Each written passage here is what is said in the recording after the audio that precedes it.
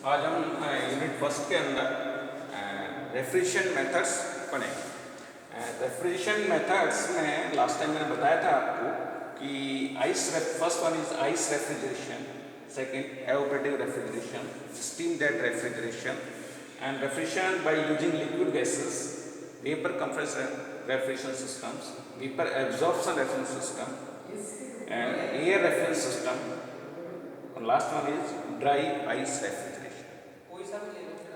First ice refrigeration, जब किसी पुराने ज़माने में जब रेफ्रिजरेशन सिस्टम डेवलप नहीं हुए थे तो उन समय में आइस रेफ्रिजरेशन सिस्टम यूज़ में ली जाते हैं कि नॉर्मल जो आइस जो अवेलेबल होती है मार्केट के अंदर अभी, उनको हम किसी स्पेस के अंदर जहाँ आपको कूलिंग करनी होती है वहाँ स्पेस के अंदर आइस के क्यूब्स जो होते हैं वो टॉप पोर्शन पर यहाँ पर दिखाया हुआ है स्पेस में टॉप पोर्शन पर आइस क्यूब्स रख देते हैं।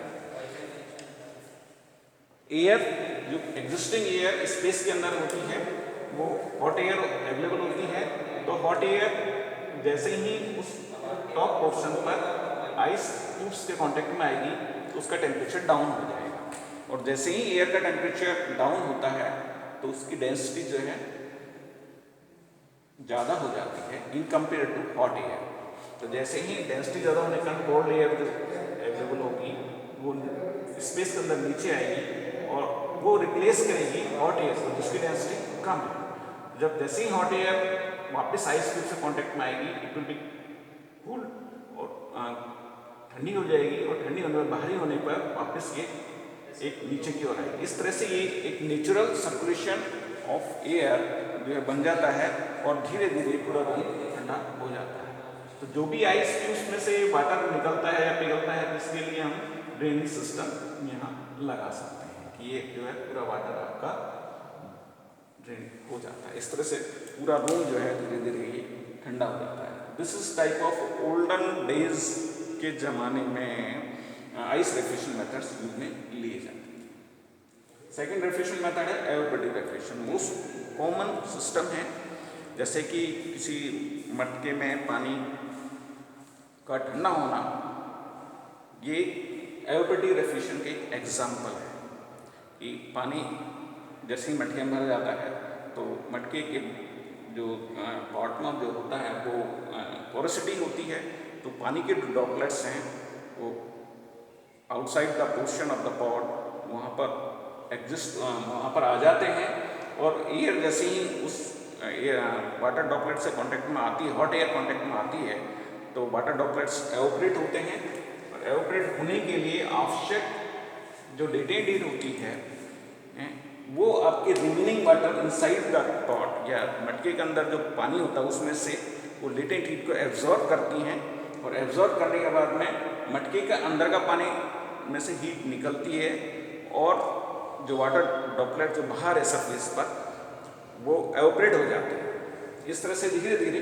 पूरा पानी जो है आपका ठंडा हो जाता है। तो that is type of an evaporative refrigeration. जैसे कि कॉटन बैग होता है, कॉटन बैग को किसी व्हीकल के बाहर लगा दिया जाए पानी भरकर, तो जैसे ही एयर कांटेक्ट में आती है कॉटन बैग के बाहर जो वाटर ड्रॉपलेट्स होते हैं उनके, तो धीरे धीरे जो अंदर का जो पानी है वो ठंडा हो जाता है। This is the evaporative refrigeration. Third one is steam jet refrigeration. हम स्टीम जो यदि हमको स्टीम अवेलेबल हो तो स्टीम से भी हम रेफ्रिजरेशन कर सकते हैं। जैसे मान लीजिए किसी स्टीम को नोजल के थ्रू कहीं गुजारा जाता है, तो स्टीम जैसे ही आपकी निकलेगी यहाँ पर जो higher velocity at the neck portion, throat portion यहाँ से निकलेगी, तो यहाँ जो पॉट है, कंटेनर है जो कि इस पोर्शन का कांटेक्ट है, यहाँ पर पानी को एवापोरेट करेगी बिकॉज ऑफ कि हायर वेलोसिटी, इसका प्रेशर डाउन हो जाता है और वाटर एवापोरेट हो जाता है और पानी आपका ठंडा हो जाता है। This type of steam jet refrigeration, यहाँ स्टीम जहाँ एक्सेस में अवेलेबल हो वहाँ यूज में ली जाती है, अदरवाइज इसका कम उपयोग में ली जाती है। Fourth one is refrigeration by using liquid gases. ये ट्रांसपोर्टेशन सिस्टम में यूज में ली जाती है, यूज्ड इन ट्रांसपोर्टेशन सिस्टम। जहाँ भी कोई भी व्हीकल्स हैं, व्हीकल्स के थ्रू कोई फूड्स आइटम्स हैं, लिक्विड आइटम्स हैं जो समय के हिसाब से या टेम्परेचर के अकॉर्डिंग खराब हो जाते हैं, तो वहाँ पर हम यूजिंग लिक्विड गैसेस से हम रेफ्रिजरेशन डेवलप करते हैं। इसके दो मेथड्स हैं, cold plate cooling and by spray. तो कोल्ड प्लेट कूलिंग में तो जो व्हीकल, जो भी ट्रांसपोर्टेशन व्हीकल होता है, उसके बॉडी पर एक ट्यूब्स का फॉर्मेशन दी जाती है। यहाँ पर liquid gases just like nitrogen जो है हम जनरली यूज में लेते हैं N2 गैस। नाइट्रोजन गैस को यहाँ से हम फ्लो करते हैं, तो ये जो सरफेस इनसाइड द सरफेस होती है यहाँ कूलिंग हो जाती है आपकी due to evaporation of the liquid gases, क्योंकि हॉट टेम्परेचर होता है अंदर। तो जैसे ही N2 गैसेस हीट को एब्जॉर्ब करेगी inside the chamber, inside the transportation system का जो कंटेनर है, और वो वेपराइज होती जाएगी और वेपराइज को बाहर हम निकालते जाएंगे। इस तरह से पूरा सिस्टम जो है कूल रहता है। जैसे ही टेम्परेचर आपका इनसाइड द कैबिनेट जो है, इनसाइड द कंटेनर जो है अगर मेंटेन हो जाता है, तो इसके लिए भी एलिमेंट है, सेंसर्स वगैरह लगाए होते हैं, तो system flow of the gases होती हैं, N2 गैसेस होती हैं, वो कम हो जाती है। और second one is spray cooling. Spray cooling में हम डायरेक्टली N2 गैस या ऐसी गैसेस जो effectively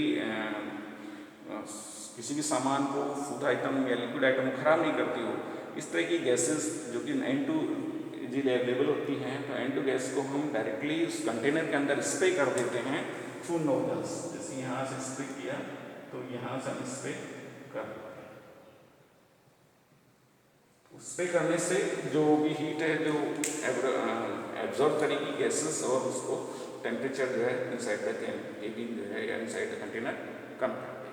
this is the refrigeration by using liquid gases, जो भी आज भी यूज जाती है। Fifth one is vapour compression refrigeration system. ये हम डिटेल में पूरा सिस्टम पढ़ेंगे। इसमें रेफ्रिजरेंट्स यानी गैसेस हम यूज में लेते हैं।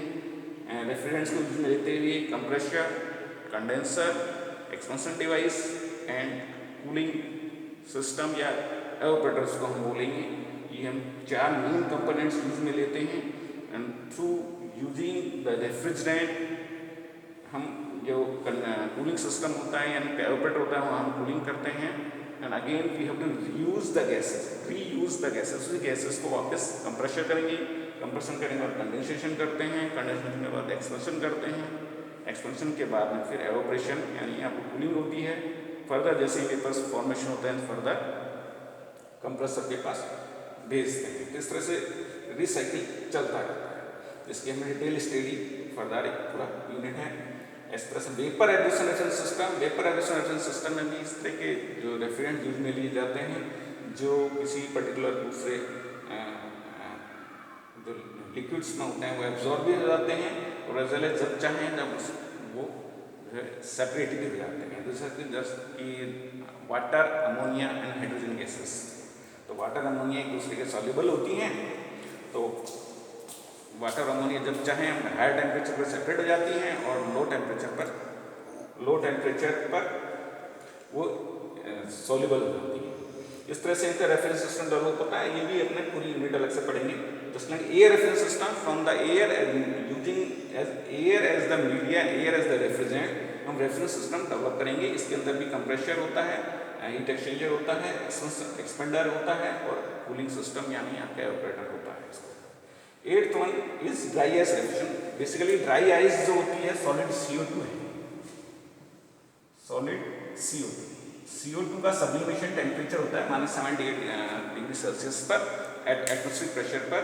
ये जो है आपको सॉलिड फेज में सॉलिड में कन्वर्ट हो जाती है, from direct gases to solid में कन्वर्ट हो जाती है। और सॉलिड CO2 के क्यूब्स हम बना देते हैं, और क्यूब्स को हम जहाँ पे भी हमको कूलिंग करते हैं, क्यूब्स को हम रख देते हैं। और जैसे ही टेम्परेचर कंटेनर में रखेंगे, तो जिस कंटेनर में टेम्परेचर कम होता है वहाँ से हीट एब्जॉर्ब करते हैं, और गैसेस जो है वो सॉलिड क्यूब्स जो होते हैं हीट को एब्जॉर्ब करते हैं और गैसेस में कन्वर्ट हो जाते हैं। इस तरह से ये वेरियस रेफ्रिजरेशन मेथड्स हैं जो रेफ्रिजरेशन सिस्टम को डेवलप करने के लिए इसमें लिए जाते हैं।